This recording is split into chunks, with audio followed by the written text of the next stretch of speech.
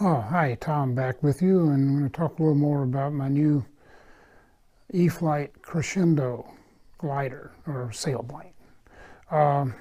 Back in the basement of my home in Carmel, Indiana. I've had the airplane about 2 weeks now. Probably got about 10 flights on it, maybe 12. And a couple of them didn't end very well. Finding that flying a RC sailplane is a lot different from flying an airplane with wheels on it. First of all, the model really does fly pretty well. Been quite pleased with it. Haven't gotten it out in any thermals yet, but basically just been flying around the local soccer field at the high school down the street and discovering how to fly this thing. And flying it's not any different from any other airplane, but landing it certainly is. You cannot get a wing low on landing, and you'll see the effects of doing that in a video that follows.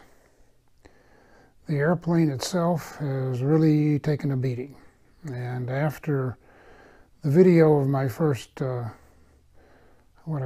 crash, mishap, whatever, I'll show you some details on the damage that it did and try to explain how I have repaired it. I've had two rough landings, both of which resulted in the separation of the front of the fuselage ahead of the wing from the rest of the airplane, decapitated it basically, and put it back together. I flew it again today, made 5 landings, all of them pretty decent. One of them a little nervous because the airplane disappeared behind a hill just as I thought it was going to land on the top of a little mound. All of a sudden it disappeared, and I go, uh-oh. Went over there and it was fine. The wings were level. It didn't cartwheel. Nothing broke, and I brought it home with 2 almost dead batteries, so that was a first. So without further explanation, I'm going to cut over and show you the video I made of the first landing. I'll call it an incident because the airplane wasn't totaled. But it was pretty much beat up when it came to a stop. So let's go watch that video. The throttle. All the wings between the poles. Coming right at me. I think this is going to work for a landing. ESC 11.8. Oh! 0 amps.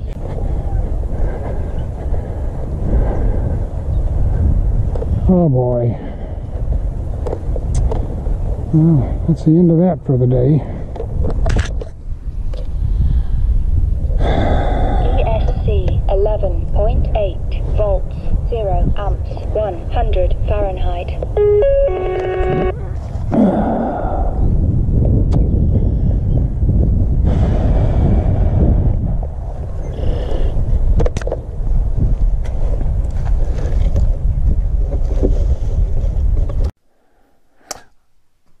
Okay, welcome back. Well, you saw. I really screwed up that landing, and the results look pretty catastrophic. The nose completely separated from the rest of the fuselage, and there was some other damage as well that didn't show up right away. But like all of these foamies, it's not too difficult to repair. Came back home, put it back together, took it up, flew it again, and had the same thing happen, but it wasn't as severe. The repair did not hold up well. And so for the second time, I had to do exactly that same repair. And I flew it into a tree too, which did actually very minimal damage.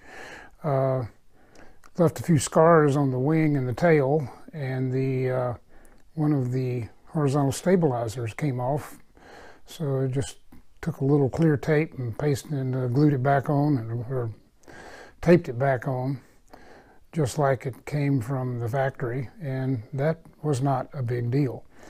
So I've been flying it some more. I took it out today, flew it for about an hour, made 5 absolutely perfect landings. So I think I'm beginning to get the hang of it, but sailplanes when you bring them in for a landing, they don't want to land. They want to just keep gliding because that's what they're designed to do. So when you buy one of these, you better have a really wide open space to bring it down. You can hand launch it and climb straight up, but when you get ready to land it, it hasn't got flaps, it hasn't got spoilers, it just wants to fly, especially when it gets in ground effect. It just wants to seem like it's just going to go forever.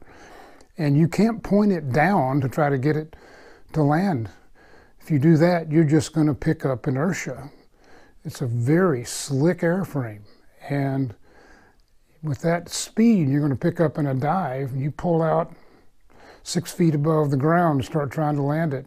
It's just going to go and go and go and go. So you got to get it slowed down, coming in on a flat approach, much flatter than I'm used to in any model or any full-scale airplane I have ever flown. And it will eventually come down. But I fly it on a soccer field at a local high school, and it takes about, from the time I get it over the danger zone and over the field where I can land it, it'll glide for almost the entire length of that soccer field before it touches down. So you got to pay attention to the wind. You got to have plenty of room for it to glide on the way in if you have any obstacles at all around. So I'm going to cut away again, and we're going to go over and take a look at the airplane itself, discuss a few more of the characteristics, and take a look at how I repaired the damage.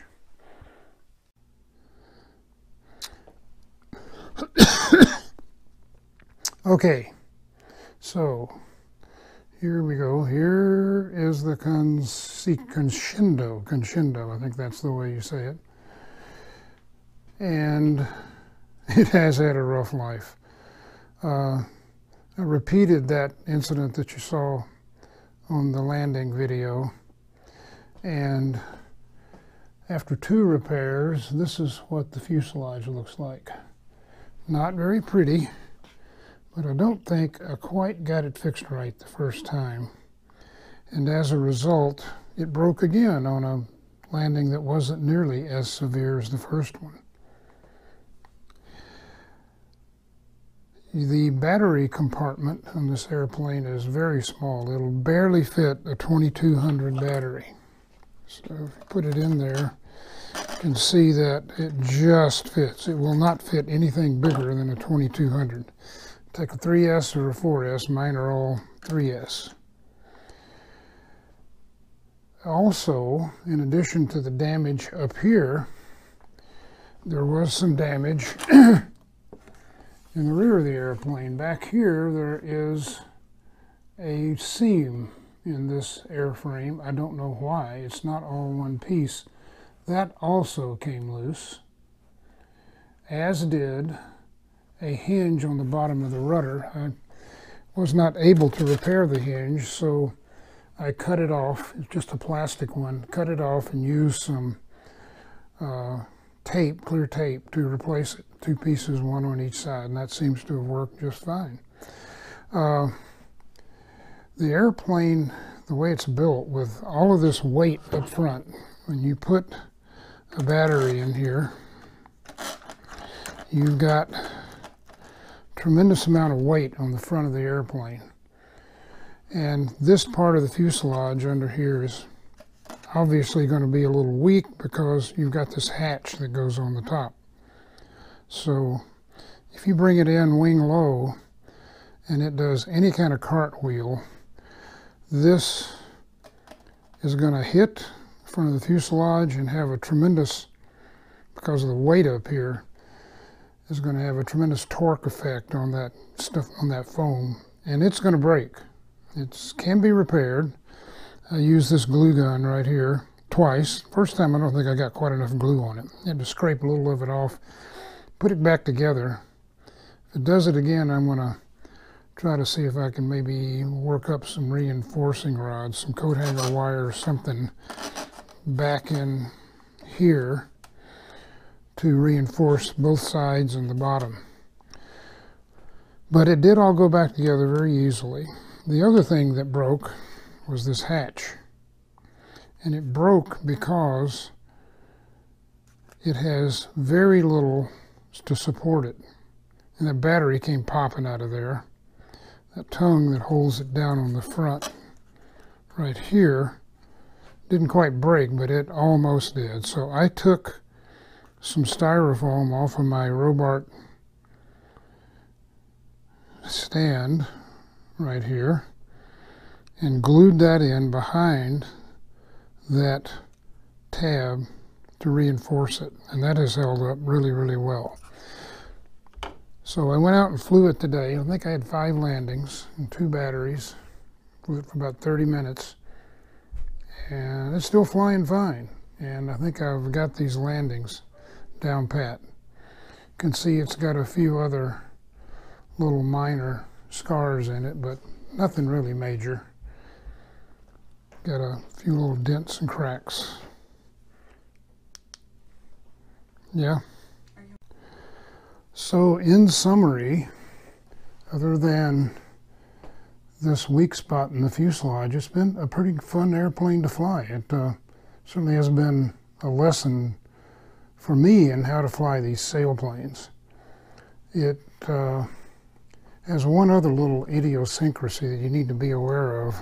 Sailplanes don't have a very big frontal area. They're designed to glide, low drag, and that's all you're gonna see if it's coming straight at you, right there.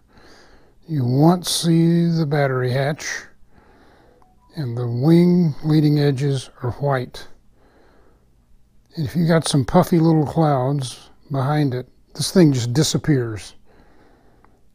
It becomes a stealth RC airplane. It can be very disturbing. So you got a couple of choices there. You could throw it in safe mode and wait for it to fly over you. Or you can give it a little gentle climb and you'll see the bottom of the wings. Or you can turn it and you can find it again pretty quickly. But it does make me nervous. It's a couple of times there I thought I'd lost it, but as it turned out, it was there. He actually headed back toward me. And it's just as bad when it's going away from you. It disappears as well. And it can also disappear in the sun. So if you're thinking of buying this airplane, you might want to get a smaller glider first, a little less expensive, and learn how to fly that. And then graduate to this 1.5 meter version. It's been, like I said, a lot of fun. Love the telemetry capabilities. Love the way it flies. Glides like a dream. It's not that airplane over there, my Extra 300, by any stretch of the imagination. But it will do basic aerobatics. So thanks for watching, and if you have any comments, I'd appreciate them. Thanks. Bye. Hi there, this is Tom, and I need to make a little revision in the video that I just posted, and I'm going to add this on to the end of it. I found out that the rudder hinge repair that I made on my Conscendo is not holding up very well, so I cut a slit in the bottom of the fuselage and the bottom of the rudder and found that one of those small hinges that you can get at a hobby shop works really well. So I'm going to show you what I did to fix that. So here it is. What you can see is that hinge, that little tiny guy, fit perfectly in the bottom of the fuselage and the bottom of the rudder.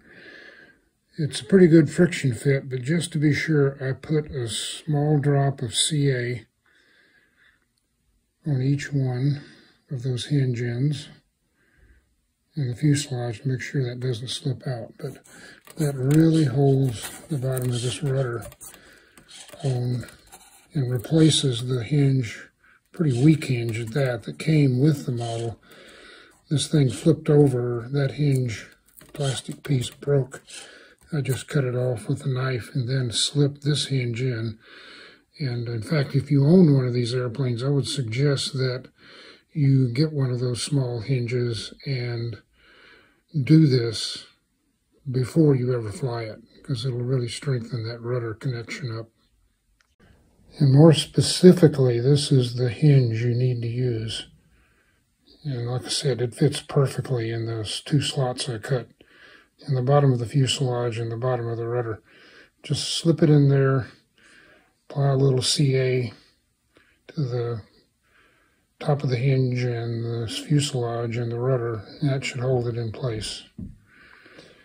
And again, I'd suggest you do this as part of the assembly process, because the hinge that holds that bottom of that rudder on is not very strong.